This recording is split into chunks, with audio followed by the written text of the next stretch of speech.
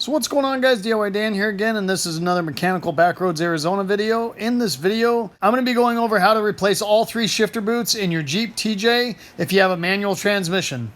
Now, we are Amazon affiliates, and I will put the links to the parts that I use that I got from Amazon in my description of my video if you want to check those out and get them coming.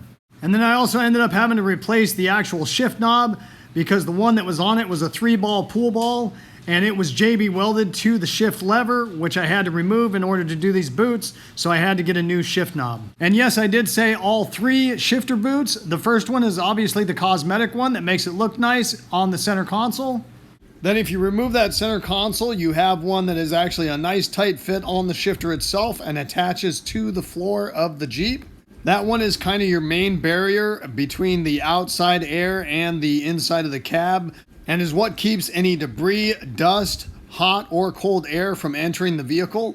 Then if you remove that one, you're going to see the 3rd shifter boot, which is the one on the transmission itself, which is there to keep any dust, debris, etc. from entering the transmission at the shift lever. Now, this is actually my first Jeep I've ever owned, and it's a 2000 Jeep TJ with just under 100,000 miles, which is one of the main reasons I bought it. And when we first got this thing, I decided to do a thorough cleaning, which involved taking out the seats, removing the carpet, and giving this thing a thorough bath. The reason we decided to go this far with it is because we did find pack rat feces and some material from it making a bed underneath the Jeep that we did not see right off the bat when we bought it. Now, when I removed the center console in order to do this cleaning, that's when I noticed that inner boot was damaged and not sealing correctly. And under further investigation, once looking through that ripped boot, that's when I saw the one on the transmission itself was also damaged and ripped and needed replaced as well. So let's get to it. Now, because I hadn't really planned on doing a video when I was just cleaning the Jeep, removing all this stuff, I did not get footage of me actually removing the center console, but right here I'm going to explain how to do it. So if you get the seat folded forward, there's actually 2 screws towards the bottom of that center console that you will need to remove. And these screws are only located on the passenger side, not the driver's side. Then you can go ahead and fold that seat back to its natural position, and then there will be a screw you need to remove in the front cup holder. I believe it was a 10 millimeter. Once removing that, then you can go ahead and remove your shifter boot. The shifter boot just has some plastic tabs that hold it in place, and once you get underneath it, you should be able to pop it up and out of place. After messing with it for a little bit, I did figure out that it's easier to pop it up from the front of the shifter boot first, and then the rest of it will come right out. Here's a little better look at those plastic tabs on the shifter boot itself that hold it in position in the center console. You will also want to remove the passenger side airbag switch. In order to do this, mine had already had the tabs broken off of it, but it's very similar to the shifter boot. You're going to leverage up the one side carefully. You might be able to reach in through the shifter boot area to help press it up from underneath. So hopefully you don't break those tabs off like the other person did that had this before me. You might also need to grab a small flathead screwdriver to help leverage it up carefully from one side or the other. Now, I couldn't find a pigtail end on the switch, so all I did was turn it a little sideways and stick it through the area where it sits, and then lifted the center console off over the top of it. The only other thing there is one more screw holding it in place in the area where you pulled the shift boot off of. It also might be necessary for you to apply the park brake a little bit and shift the transfer case to the neutral or 4-wheel low to make it a little easier to lift that center console up and out of the vehicle. Now, keep in mind, I just got this 2000 Jeep TJ, and that's all I had to do in order to remove this center console. So if you go to remove it and it still feels like something's holding it, make sure you look further than what I had to do. Somebody might not have put something back in the previous times this had been removed in the past. Now, I really don't believe that to be the case, because when I put it back together, I looked to see if there was anything that might have been missing, and I really didn't see anything, but it is something to keep in mind. The other thing you will need to do is unscrew the shifter knob so you can get those boots off of the actual shift lever. In order to do this, you just need to spin them counterclockwise like you would a regular nut or bolt. In my case, I had to break off that 3-ball, and right here you can see me trying to break off the rest of the JB weld that was on the threads of the shift lever that they were using to hold that 3-ball in place. And because that JB Weld was all in those threads, I did use a die in order to clean those threads up. And the thread pitch for this was M10 by 1.5 thread. Now at the time when I first took the center console out, I didn't bother taking the shifter boot off of the shift lever, because at that time I was unaware that I was going to be needing to replace the boot that was underneath that one. And I didn't want to try and mess with removing that 3-ball because it was JB welded. However, if you're doing this normally, you would just unthread the shift knob and then pull that boot off to get it out of the way before removing that center console. So once you have the shift knob off and you have the shift boot off and you have the center console out of the way, all you need to do is take a little ratchet and unscrew the 4 screws that are holding that inner shift boot to the floor of the Jeep. Once you've got all the screws out, you should be able to lift that inner shift boot off of the floor and remove it from the shift lever. Now, I had already ordered this shift boot. However, when I looked through the whole of that and looked at the one on the transmission itself, it was also cracked, worn out, and there was debris getting inside the transmission.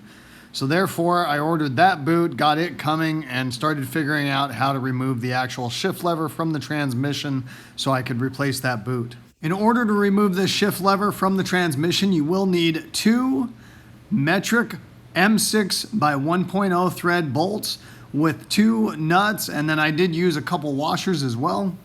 After putting the nuts on the bolts with the washers, you will need to thread those bolts into each side of the shifter. Before starting those bolts in the holes, I did use some WD-40 just to spray in there to help loosen anything up, because again, this Jeep is over 20 years old. The ideal length for these bolts is probably about 1 inch. I had one that was about 1 inch and then one that was a little longer, and the one that was longer did tend to get in the way a little bit when I was taking the shifter on and off while I was working on it, just to make sure everything felt good. But it did work, obviously, and that's what I had. I didn't have to go buy anything. So basically, you're going to thread the bolt in as far as you can by hand, maybe just a little bit more with a wrench. Once the bolt is snug in the shifter, then you're going to go ahead and tighten that nut, and that will release whatever little pin or device is in that shift handle lever from the lever on the actual transmission. And you will need to do this on both sides of that shift lever handle. Once doing that, you should be able to lift that shift lever right off of the transmission. And just make a mental note on which way that shift lever was on that transmission so you can put it back the same way, even though it is pretty self-explanatory. So here's a better look of inside that shift handle. You can see this little dowel pin sticking out. So I believe as you put that bolt in and tighten it down and then thread that nut on, it pulls that dowel pin back, which is what releases it off the little detent in the shift lever coming out of the transmission. Once you have that shift lever off, you should be able to reach down underneath that boot and just leverage it off of the transmission. Now I've got pretty small hands, so I was able to reach in to get this boot off of here. If need be, you can take a little bit more time and just remove this extra cover that is screwed to the floor of the Jeep. At this point, I saw that there was still a bunch of nasty dirt and debris sitting on top inside that transmission, so I didn't want to put the new boot back on yet.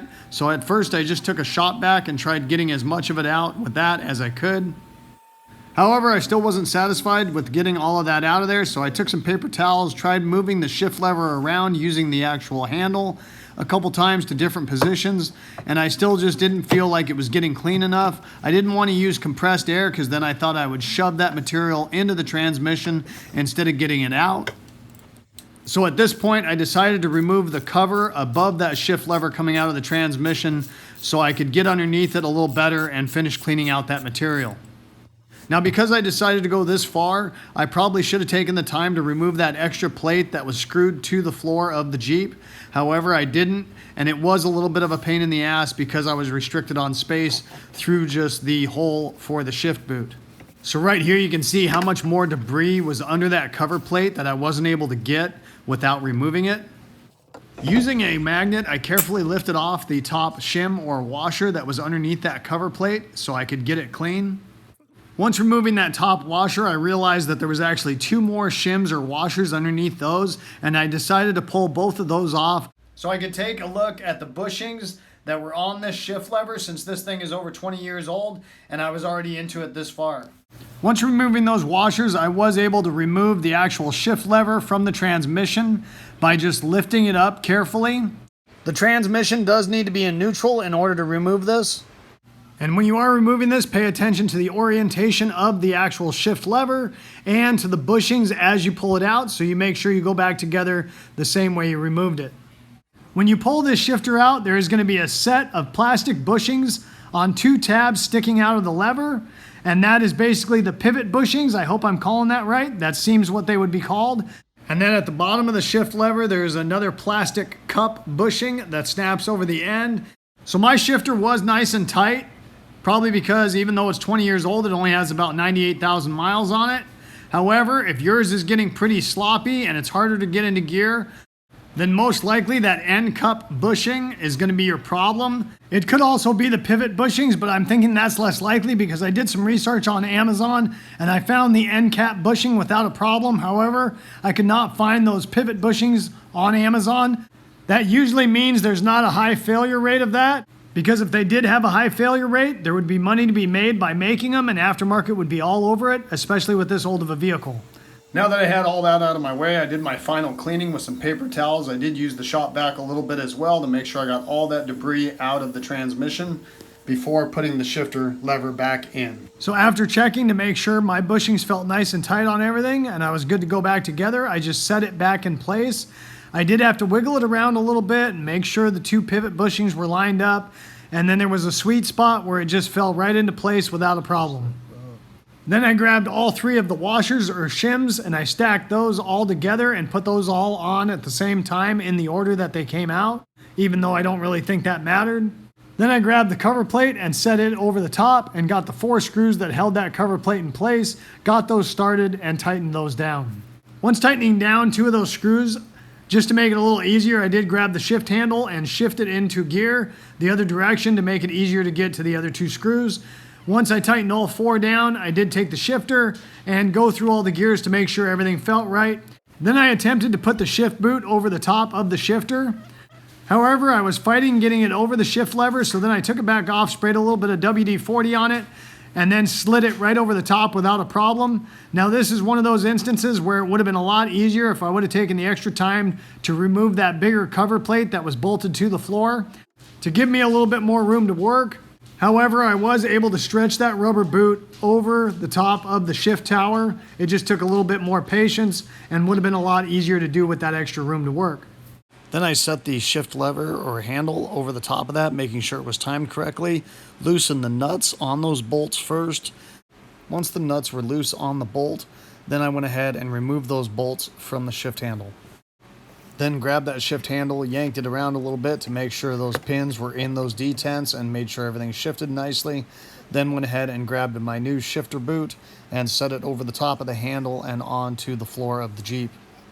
So this inner shifter boot that I got from Amazon seems like it was a good quality material and I think it's going to last. However, one thing I was a little bit pissed off about is they did not pre-drill the holes in the rubber to make it easier to install. So I did end up removing that shift boot. So since I had spent quite a bit of time trying to get those screws started on the first 2 when it was in place, I was able to see where those holes were at so I could pre-drill those 2. However, trying to find the other 2 holes to drill was being a little problematic. Then I realized that if I flipped the boot over and peeled back the rubber that was on the bottom, the plastic insert that's in that boot does have the holes pre-drilled, and I went through that hole through the top of the rubber boot, then put that rubber back, flipped it over and went through that hole all the way through the bottom to pre-drill my holes and get them correct. After drilling the holes, I grabbed all 4 of the screws and just got those started while it was out, just to make it a little easier upon installation. After getting all the screws started, I did place the shifter boot back over the shifter handle and down and into place and started those screws. However, I noticed that a couple of those were not pulling down tight because the holes were a little stripped out. So at this point, I removed those, got a little bigger sheet metal screw and added a washer. However, I noticed that a couple of those were actually twisting the rubber boot as I was tightening them down. So then I used some diluted dish soap that I had to kind of act as a lubricant. So when I tightened those down, that didn't happen, and I was able to pull that boot nice and tight to the floor. When you're putting that boot down over the shift handle, make sure you do not push it underneath that foam pad that is on the shift handle because it will not fit tight around the metal part of that handle. After getting all those screws tight, I did shift it into all my gears just to make sure everything looked good before I went to install the center console. I found that the easiest way to reinstall that center console is to put the passenger seat all the way forward and then bring that center console in from that back seat, get it over the top of the transfer case shifter first and then over the park brake handle and then set it down into place. And then while you're setting it in place, make sure you don't forget about that passenger side airbag switch and pull it up through the part where it's going to sit while doing that. Since I already had the passenger seat forward, I decided to go ahead and start the 2 screws on that passenger side towards the rear of that center console first and tighten those down. Once those were tight, I did move the passenger seat back to its natural position to give me a little bit more room to work in the front, and put the screw in by the shifter handle first and then the one in that front cup holder and tighten those down.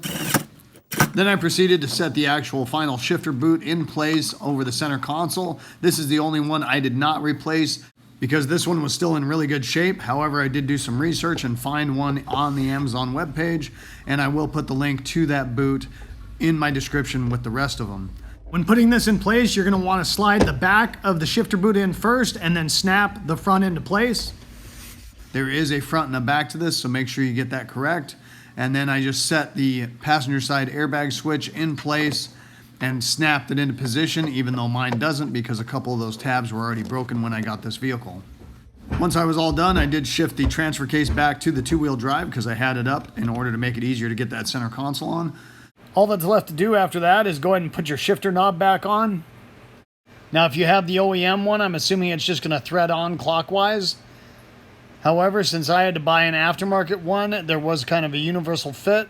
So basically all I had to do was unthread a little aluminum piece off the bottom of the shift knob, place it over the shift handle. Then there was 3 different rubber isolators depending on the size of the threads on the shifter itself, and I picked the best one that fit over the top of those and threaded it on. Then there was 3 Allen head screws that I did have to loosen up in order to get it over the top of that shifter handle.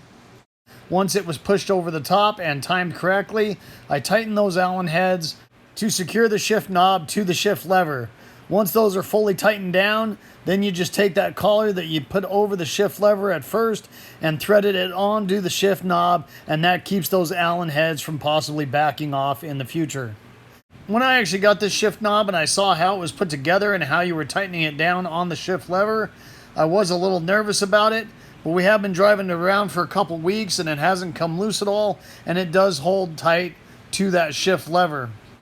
And that's going to wrap it up for this video, guys. Hopefully you guys enjoyed it and it gave you some good information. If so, make sure you hit that like button and subscribe to my channel. If you haven't already, I'd really appreciate it. There will be plenty more videos to come pertaining to this Jeep.